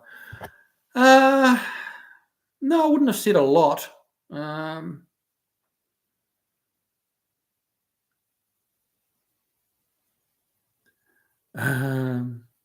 I wouldn't have said a lot. I don't know any, not probably any less than any other state in particular, but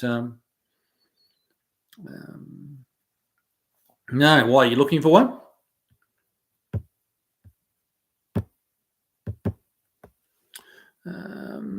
So I missed straight bullet. Where's it gone? I'm super good at geography. I know all about minerals and rocks and stuff like that. Okay, I missed that one. Sorry, I'm being a bit dense. All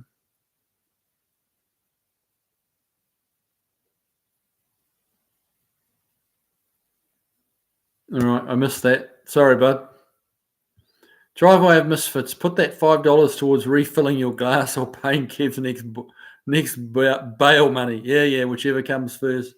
Okay, it's probably going to be refilling my glass, I would say, at an educated guess.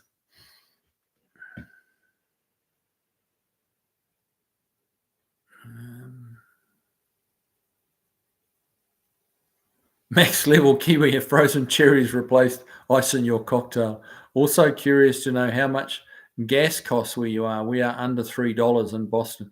No, we're well, it depends where you are. We went for a drive on Saturday and probably about an hour and a half southeast of Franklin, and that was about $2.50 a gallon, to sort of $2.49.99 or whatever it is. So about $2.50 a gallon. But here in Franklin, it's much closer to $3. But it's some places are $3.19 a gallon, stuff like that. It was sort of around about 70-80 cent, but yeah, depending on the station where you were, where we, an hour and a half south was about 70-80 cents a gallon less. Where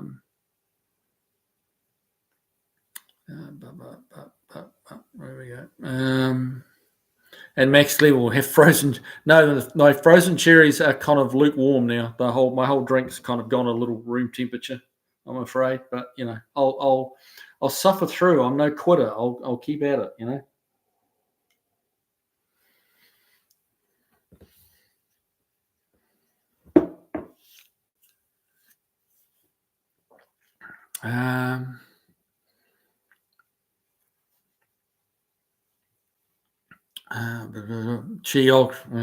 Okay. Yes. Yeah. Stray bullet. Geography versus geology. Yes, I should have picked up on that. I didn't. I was overthinking it. Craig Nearing. I just like those small V8s. Yeah. Yep. Well, there's certainly lots of 289s around if you deem that to be a small V8. A lot of Mustangs around these parts. A lot of 289s.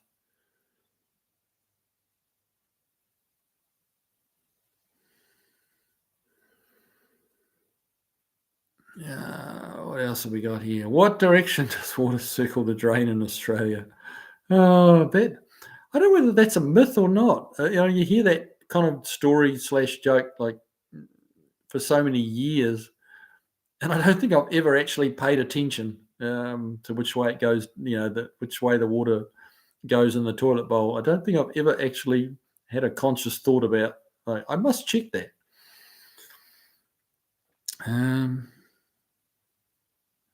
Josh Homan, how on earth could you be under $3 in Boston? Yeah, does seem a little cheap, doesn't it? Stray Bullet, yeah, $4.19 here in Northern California. Yeah, imagine what it is in Los Angeles. Oof.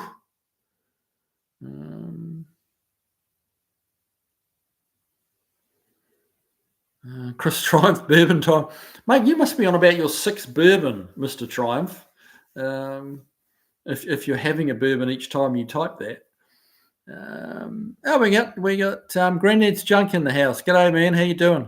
We were just talking about the lack of Kiwis in the chat. Where have you all gotten to? Fred Nurk, g'day. Good to have you here, man. Driveway of Misfits. He's been wondering where all our Aussie and Kiwi friends are as well. Alan Schildroff, I bought 93 for under $3 today. That's good buying. That's around here. That's about $3.50 a gallon for 93. It's quite high because my Audi takes the 93. So that kind of hurts a little bit, but yeah, it's been higher though.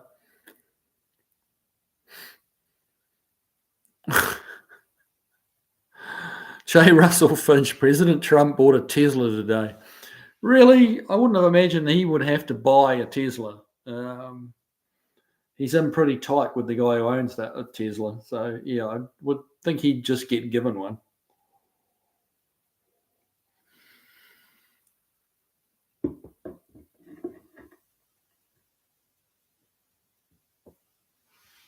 Driveway of Misfits. Good thing he shut down all the federal charging stations then. Really? He did? Oh, Lord. Beagle Bob, I missed a bit of the stream, but saw a comment about daylight savings in Arizona. I think the southern and western half of the state does not, and maybe Flagstaff does. Okay. Huh. Didn't know that.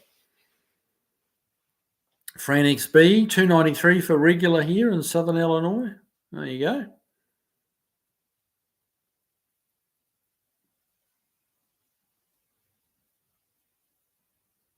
Ooh, cut to the chase. 98 octane is now 11.45 New Zealand dollars a gallon. Wow. And 90 octane is equivalent to 93 here. 98 octanes in New Zealand, and they measure it differently. I can't remember which it is, but America's like New Zealand and America use RON, like RON, and MON, which is a different measure for octane. So 98 is about equivalent to 93. But yeah, imagine that, $11.45 for a gallon of 90 equivalent to 93 in the US. Whew. You wouldn't want to have to fill up an F100, would you? Wow. Stray Bullet, my Mustang has a 281 engine in it. Yeah, they made some funny sizes. When was that, in the 80s? Or was it 90s? 90s probably.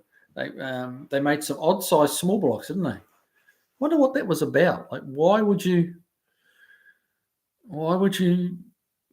I guess they weren't trying to. I guess that's 20 cubic inches smaller than a 302. But I still don't really see the point in it. Like, it's not that much smaller.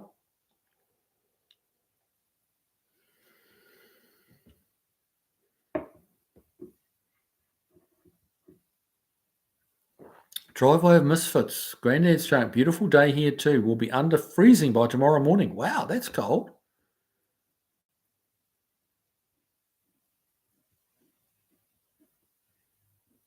So Granddad's Junk, what have you been working on? You felling trees or building cars? What's happening there, man?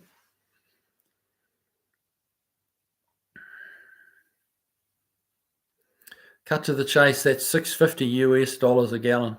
Yeah, with the exchange rate, that's probably somewhere whereabouts, yeah.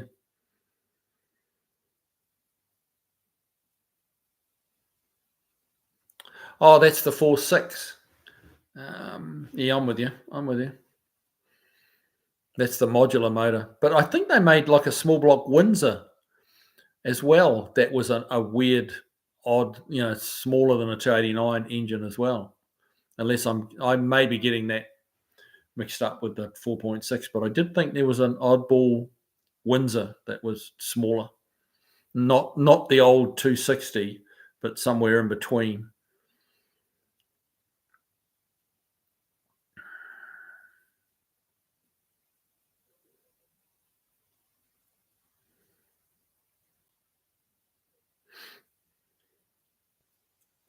Chris Triumph in Socialist Canada gas is $1.49 a litre. So what's that? $6 a gallon. Yeah. Canadian dollars.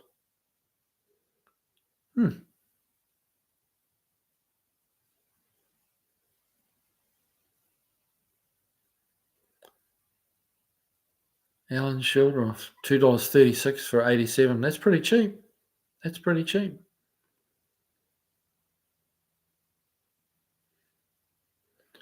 Stray Bullet, 2001, 4.6, literally 2-valve engine. So was that a modular engine or a Windsor?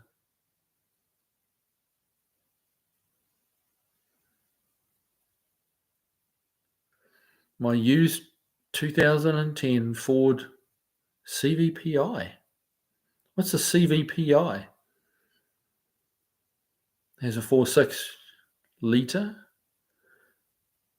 Oh, per 236 per litre. Okay. Wow. Yeah. I think I paid $2.49 for a gallon here at the weekend. Wow.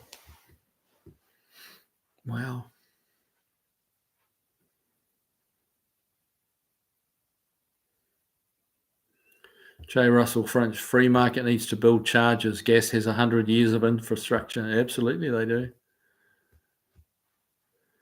6th Street Garage, do they use ethanol in Australia and New Zealand? I don't know about Australia, but I'm pretty sure they don't use it in New Zealand. I don't believe they do.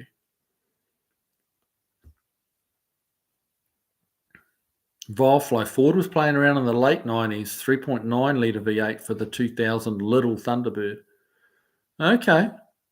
And was that a Windsor? Stray Bullet, yeah. The first Mustangs had a 260. Yeah, I'm talking more of that more kind of 80s, 90s era where they messed around making a small Windsor. Obviously, the 260 was a small Windsor, but it's not. It's just not the engine I'm talking about. They discontinued that 260 in 65, I think. They stopped making that. It just morphed into the 289.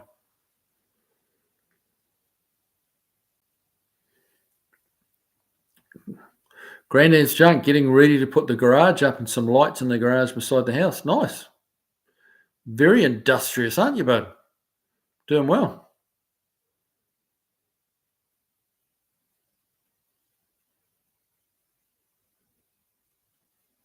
6th Street Garage, Ford made a 255 in the 80s. That must be what I'm thinking of. 255. Weird size, huh? Wonder why, what that, I mean, was that just a fuel economy drive? Didn't kind of make sense, really. To me, anyway.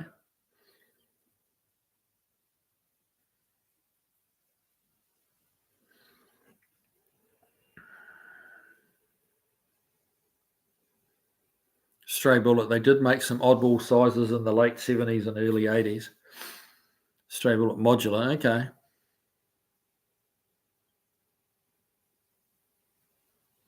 Fran XB, Crown Victoria Police Interceptor. Yeah, they were all 4.6s, weren't they?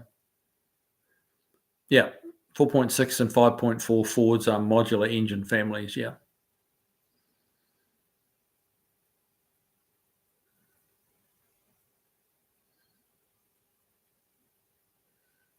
Oh, Granddad's junk saying no, they don't. They don't put ethanol in. There you go. I spend a couple of weeks every couple of years in New Zealand, so I'm not the necessarily the best person to ask about what's going on in New Zealand anymore.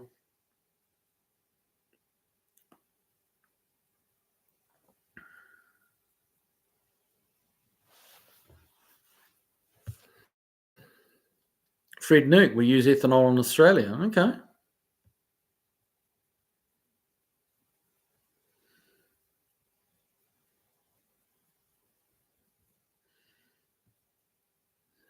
Volfly, the Ford 3.9 V8 was not a Windsor all unique engine related to the ones in Lincolns. Okay.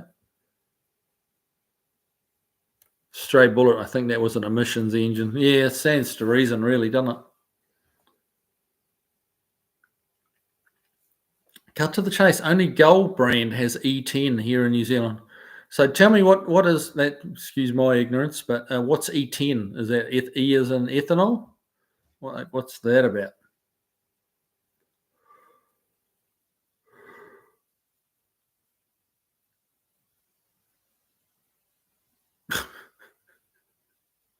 Phil Buckley, my friends went on a motorized holiday in the US. The locals asked how long it took to ride from Australia. Oh my goodness me. Yeah, there's yeah, I've had over the years I've had struck that twice where people thought you could actually drive to New Zealand. Um,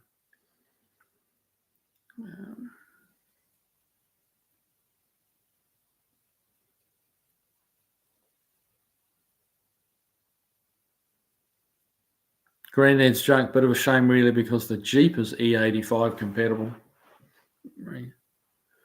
Oh, E10 equals 10% ethanol. Okay. Oh, well, trying to think. They did a lot of the gas stations around here have put ethanol in, but I'm trying to remember the percentage. I think it might be up to 10%. So that becomes E10.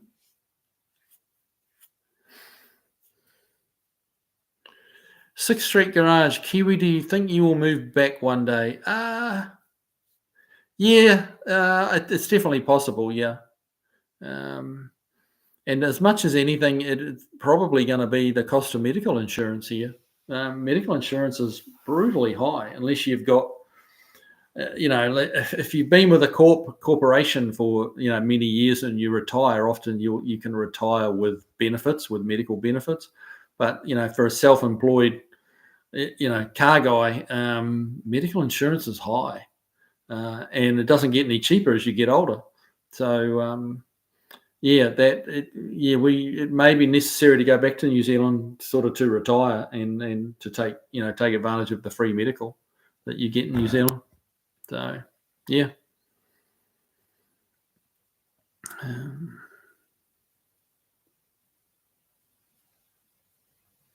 Paul Kelly off to Timaru, New Zealand Rock and Hop Car Show tomorrow. Goes for 4 days. Huge turnout, well run, and a great long weekend. Wow, that sounds awesome. Timaru, great place. Great place. They get many North Island cars go to that? I bet they do.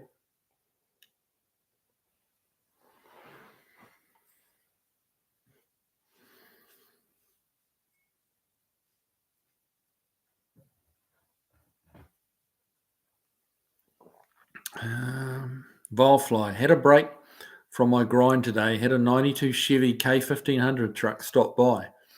Brought it back to life easily for the customer. Nice and easy. Well, those are nice jobs to get, aren't they? Breaks up the monotony a little. Very cool. Stray Bullet. They probably thought New Zealand was a state in America. Yeah, because I'm not sure, honestly. Phil Buckley, motorcycle. That was what you meant. My friends went on a motorized. Yeah, okay. Yeah, that spell check's a bitch, isn't it?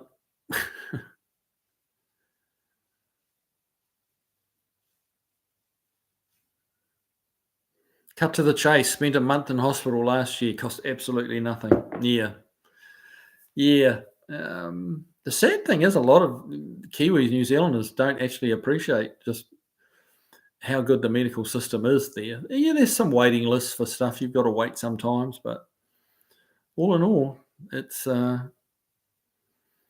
Yeah, 1 month in hospital for free. Yeah, that's pretty good going. It's a month in hospital here. Hmm, $500,000 probably. Honestly, I spent 17 days in there. 17 days, and just the room and the nurses in attendance, that were kind of looking after me during the 17 days. Now, this is not, that's just the room and board, as it were. That's none of the doctors, none of the surgeries, none of the anesthesiologists, none of that stuff. But it was the room and the nurses. 17 days was 300,000, and that was 5 years ago. So it's high here, man. If you haven't got insurance, you can be in real trouble. Um,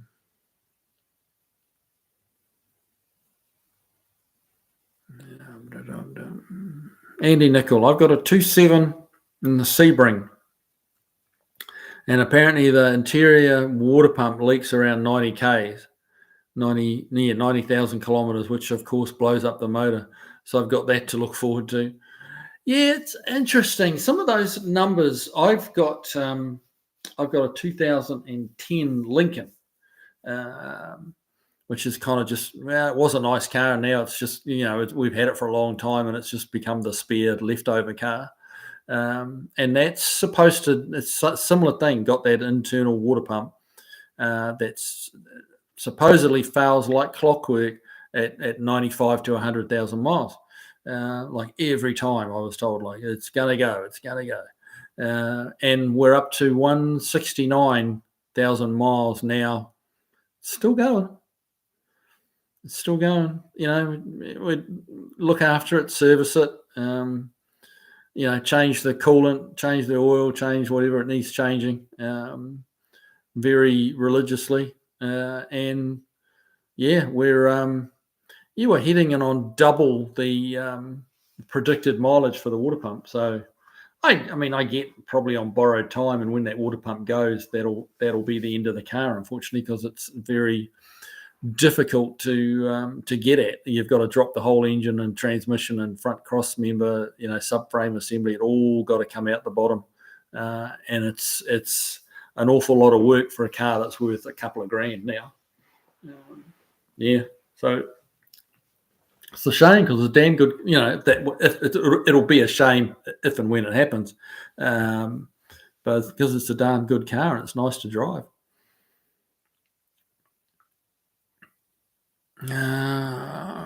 Run, Firefly, run, Andy, run. Stray Bullet, isn't your wife a nurse, Kiwi? She should get pretty good insurance plan for retirement. Still not free though. No, well, she is a trained nurse, but that's not what she does for a living now. She's actually in the corporate side of medical. So yeah, we get some, that's advantageous, absolutely. But yeah, that's not everybody's world either. But once she gives up that job, then that it's going to get very difficult.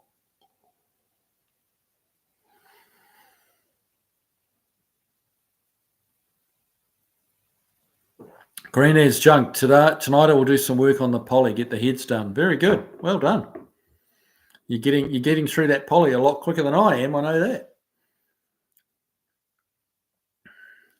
Valve flow. The only way to save a 2.7 is to replace before failure on the water pump. That's the tricky bit, isn't it? Like, when is it going to fail? I guess you've just got to do preventative and take a punt and go. Like, just pull it out, change it. What are those 2.7s? Have you got to drop it all out the bottom to get to it, like the Lincoln?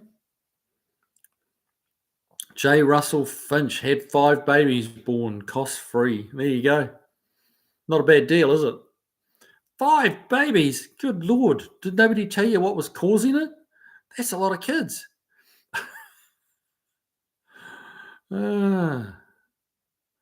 Josh Homan, maybe they thought that you said New York or New Jersey and not New Zealand.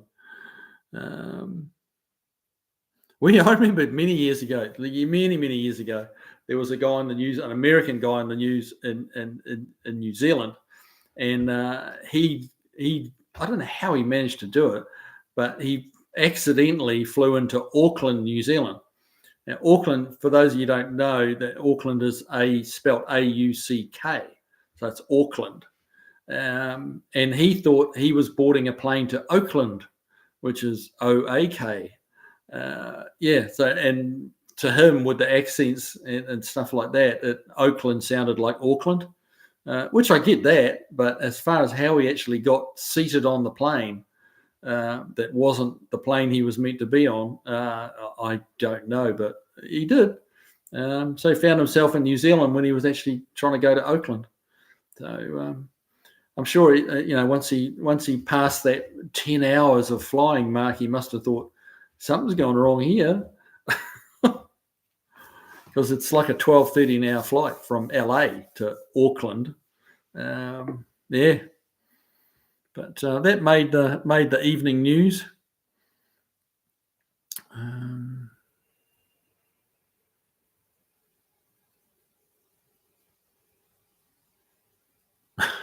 Volfly is $UVs is how I spell them. That's pretty funny. Cut to the chase. Yep, towards the end, I was wandering around the ward fixing things. Oh, good grief. That would have had the maintenance crew in a fit. Beagle Bob, what model Lincoln? An MKS, the 3.5 litre front wheel drive. Fairly deep, big size car. 4-door sedan. Not a town car or anything. It's kind of a better looking than the old Crown Vic town cars. But yeah, Lincoln MKS. So it's not based off the Crown Vic like some of the Lincolns were.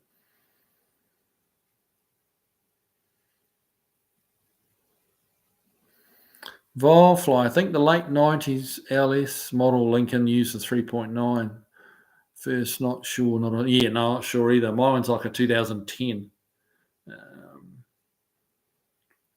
And I think the V6 in it is what the Ecotec V6 is based off. I think that Lincoln motor grew into that EcoBoost engine, because that MKS Lincoln that I've got was available with the twin turbos on it from the factory, in 2010. So those went very well.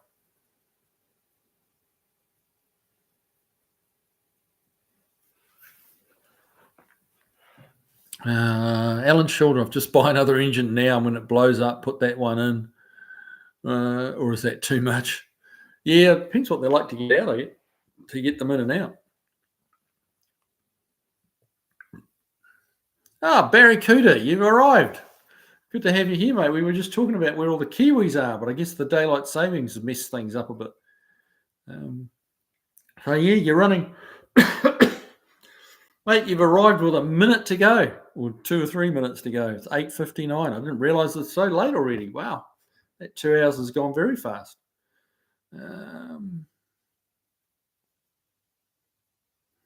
Andy Nicol, I've looked at the water pump replacement videos and it does not look like fun, but I may do it soon. Yeah. Volfly, not a fun water pump. Chain-driven water pump, really? Wow. That's chunky. He would certainly be late for work. Oh, dear.